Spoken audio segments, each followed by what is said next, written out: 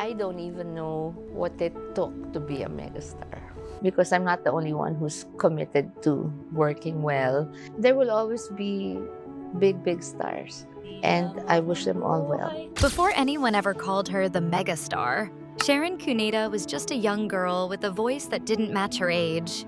Soft, emotional, and strangely unforgettable. And yet that same voice would soon rewrite the entire landscape of Filipino entertainment. How did a 12-year-old manage to break into a world dominated by seasoned stars? What happened behind the scenes that pushed her from hopeful beginner to unstoppable cultural icon? And why does her name still spark the same respect and nostalgia decades later? We're about to dig into the surprising story of how Sharon Cuneta was shaped, challenged, and ultimately crowned as one of the most influential figures in Philippine showbiz history. But before we start, make sure to hit that subscribe button so you don't miss any of our upcoming deep dives and untold stories. We upload regularly, and trust me, you won't want to miss what's coming next. Let's begin where it all started, with a little girl, a microphone, and a song that would change everything. That first spark in Sharon Cuneta's story didn't appear out of nowhere. And that's where her journey gets even more interesting. I'm not fit to be a celebrity. I've realized I cannot be a superstar forever. Because behind the little girl who would one day become the megastar was a childhood shaped by music, family influence, and an environment that quietly prepared her for the spotlight long before she ever stepped into it. Sharon was born on January 6, 1966, in Santa Mesa, Manila, into a world where politics and entertainment constantly crossed paths. Her father, Pablo Cuneta, wasn't just a well-known figure. He was the long-serving mayor of Pasay. And her mother, Elaine Gamboa, came from a family with strong musical roots. If that last name sounds familiar, it's because Sharon's aunt is none other than actress and singer Helen Gamboa. Growing up around someone as iconic as Helen meant that show business wasn't just something Sharon watched on TV. It was literally happening around her. But here's the twist. No one expected Sharon to chase fame. In fact, she was an introverted child, quiet, observant, and more comfortable around family than crowds. Yet something about her naturally gravitated toward music. Her mother noticed it early on. Sharon loved listening to records, mimicking melodies, and absorbing every sound around her. So while other kids were playing outside, she was taking piano, guitar, and even flute lessons, skills that would later become essential to the artist she grew into. Still, the turning point wasn't the instruments. It came from her aunt's television appearances. As a child, Sharon would often be brought along to rehearsals or tapings, quietly watching the performers sing, act, and captivate audiences. There, in the middle of bright lights and booming speakers, Sharon found something she didn't even know she was looking for: comfort. The stage never intimidated her. It fascinated her. And little by little, that fascination turned into a quiet dream she kept to herself. Her family didn't push her into the industry, but they also didn't close the door. When Sharon began mimicking songs at home, there was something unusual in her voice. It wasn't just cute or childlike, it was warm, emotional, and strangely mature. Family members noticed it instantly, especially the ones who knew showbiz. But even with that kind of talent, Sharon's path wasn't guaranteed. Show business in the late 70s was dominated by big voices and larger-than-life personalities. There was no space, at least not yet, for a soft-spoken young girl with a gentle tone, or so everyone thought. Because everything changed the moment someone in her circle recognized that her voice didn't sound like a child's voice at all. It sounded like a star waiting to be found. And that discovery led her into her first real challenge, stepping out of childhood and into recording studios, where expectations were high and opportunities didn't wait for anyone. But as we'll see next, Sharon's entry into music wasn't just luck. It was timing, instinct, and the kind of talent that refuses to stay hidden. And what happened when she finally stepped up to the microphone? That moment would mark the beginning of something the country had never seen before.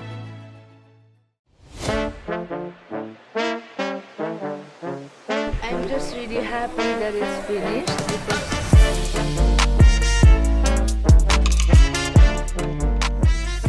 Stepping into a recording studio at such a young age could have easily overwhelmed most kids. But for Sharon, it felt strangely natural. And that's exactly where her quiet fascination with music transformed into a career that would reshape Filipino pop culture. Because what happened next wasn't just the start of a career, it was the spark that ignited an entire era. Her first recorded song, Tawag ng Pag-ibig, introduced her to the world of professional music. It wasn't a massive hit, but it proved one thing. Sharon had the tone, the control, and the emotional depth that producers didn't expect from someone barely entering her teens. Yet this was only the warm-up. The real turning point came shortly after, when radio personality Ray Valera wrote a song specifically tailored to her voice. A song that would change her life forever. That song was Mr. DJ. No one predicted what would happen once Mr. DJ hit the airwaves. The moment it played on major radio stations, everything shifted. Sharon's soft, youthful voice didn't just catch people's attention, it captured it.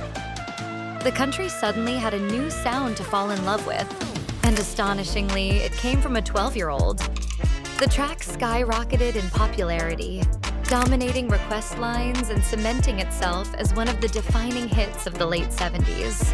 And just like that, Sharon Cuneta became a household name.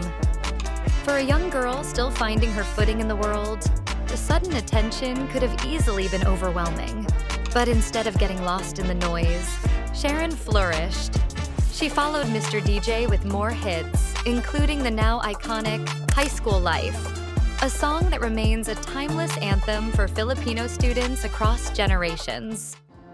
High school love, my one high school love, not infatuation of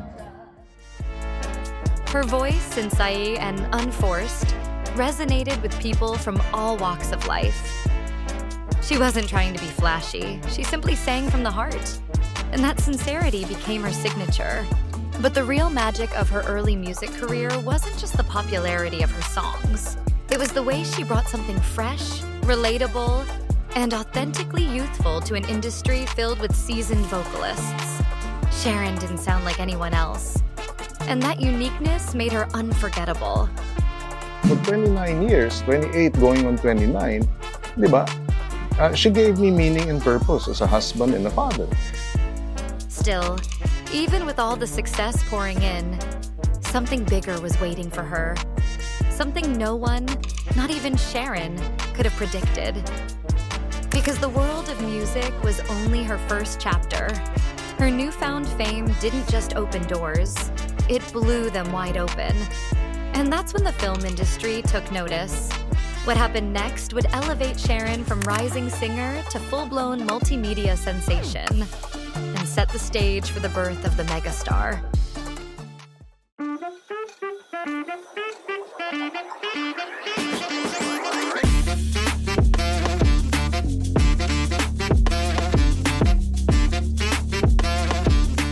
With Sharon dominating the airwaves and capturing the country's attention, it was only a matter of time before another industry came knocking.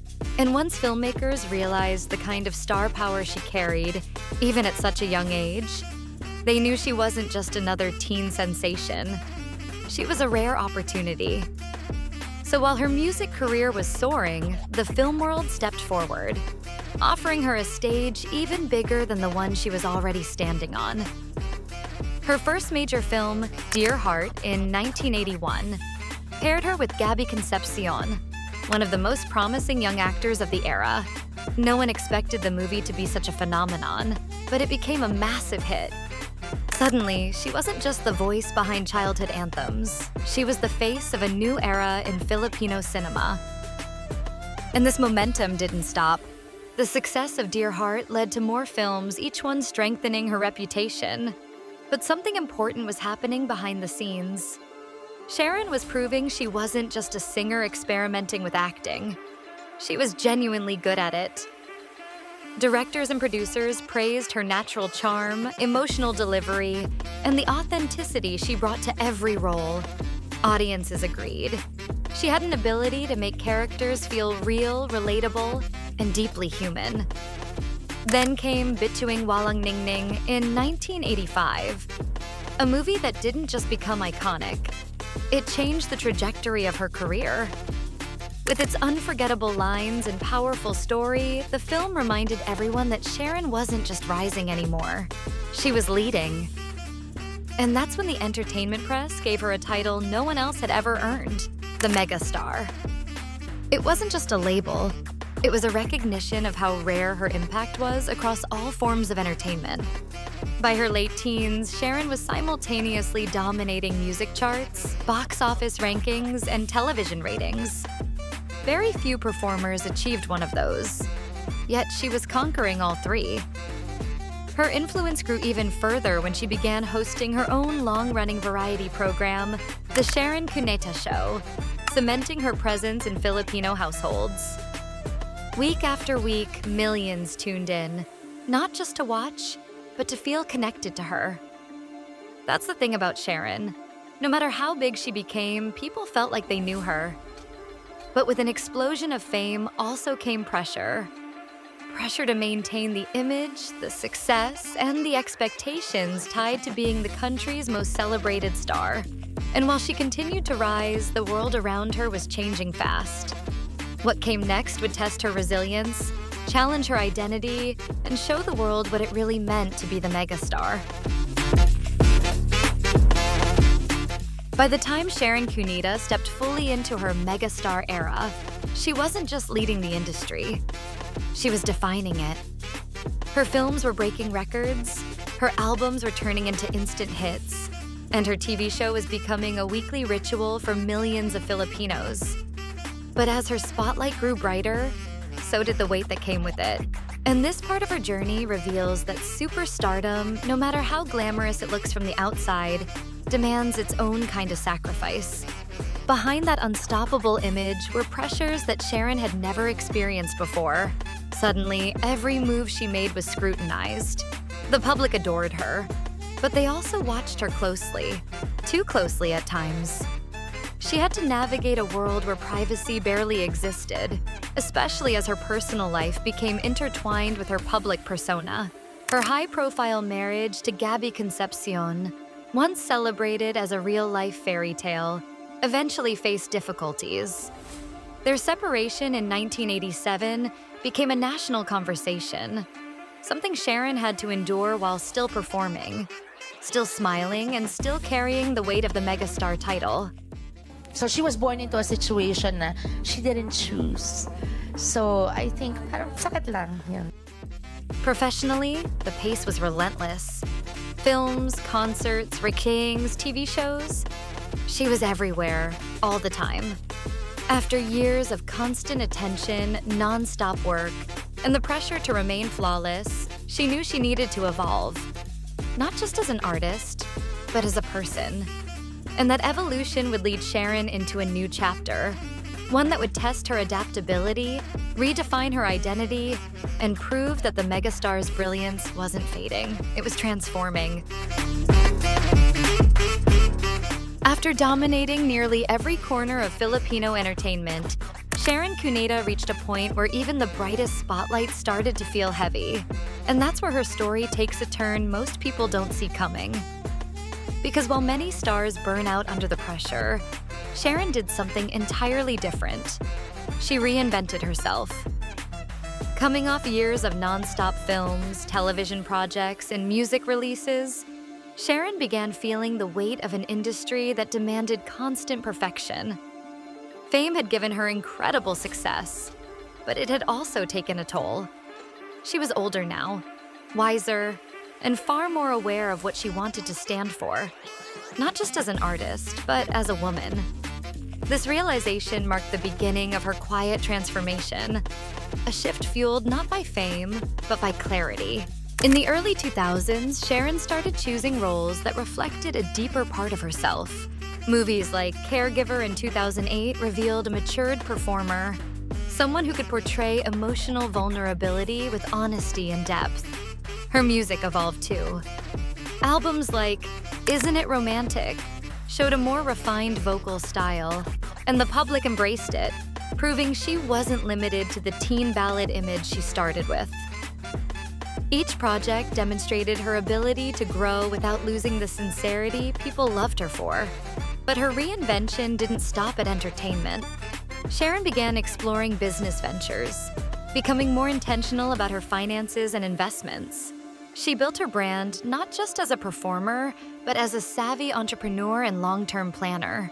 These moves strengthened her legacy in a different way, one that showed she wasn't merely surviving the industry, she was mastering it. At the same time, Sharon allowed herself to be more open about her personal journey. She shared her struggles, her victories, and even the quieter moments of her life. Fans who had grown up with her now saw her not just as an icon, but as a human being navigating change. This vulnerability didn't weaken her image, it expanded it. People admired her even more for showing authenticity in a world that often hides it. And despite all the noise of new generations, new trends, and new stars emerging, Sharon remained a constant. Younger artists continued covering her songs. Families across decades kept watching her films. Even audiences who weren't born during her early peak knew her name. Very few celebrities achieved that kind of multi-generational relevance. But Sharon did, and continues to do so.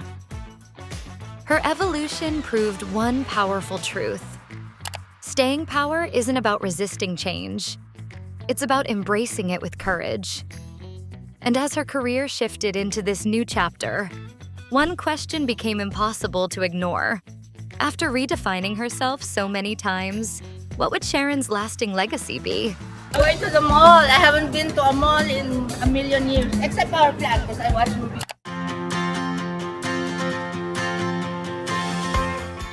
With decades of success behind her and multiple reinventions proving her resilience, Sharon Cuneta entered a phase of her career where her influence became something deeper than hits, awards, or box office numbers. At this point, she wasn't just a star people watched. She was a symbol woven into Philippine pop culture itself. And understanding her legacy means looking beyond the films and songs into the lasting imprint she left on multiple generations. Aking mahal ang alay ko. What makes Sharon's legacy so powerful is its range. She didn't just shine in one field. She dominated music, television, and film with equal force. Her ballads became the soundtrack of countless Filipino families. Her films turned into classics that are still quoted today. Her TV presence made her a household figure whose warmth connected with audiences on a personal level. These achievements weren't just milestones. They formed the blueprint for what it meant to be a true multimedia icon in the Philippines. But her impact extended even further. Sharon became the reference point for success, an artist other artists measured themselves against. When someone new rose in the industry, comparisons to the megastar were almost unavoidable. That's how deeply embedded she became in the entertainment landscape. Even younger performers who never lived through her peak grew up hearing her songs at home or watching her films with their parents. Her name became synonymous with longevity, professionalism, and emotional storytelling. Yet what truly strengthens her legacy is her connection to the Filipino people. Over the years, Sharon has shown vulnerability, shared her personal struggles, and been transparent about her highs and lows. This authenticity created a bond that goes beyond the screen. Fans didn't just admire her, they related to her. They saw their own joys, heartbreaks, and life challenges mirrored in her performances. We had so much